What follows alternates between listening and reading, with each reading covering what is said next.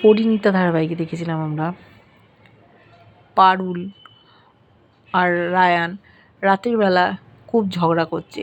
Phone করেছে Ryan, ও যাচ্ছে ডিকের কাছে ওয়াইন নিতে। ডিকে দরজা খুলে বলেছে তুমি নিয়ে নাও, তারপর চলে যেও। ওখানে ছিল রাহুল, মারতে এসছে ডিকেকে। সমস্ত আলো টালো বন্ধ করে দিয়েছে। ডিকে যেই বাইরে এসছে ওর উপর ঝাঁপিয়ে পড়েছে, মাথায় মেরেছে, শুয়ে পড়েছে ডিকে, মাথা দিয়ে রক্ত পড়ছে। রায়ান চলে গেছে নিজের ঘরে। হঠাৎ লোডশেডিং, পারুলের সাথে তাও ঝগড়া করছে।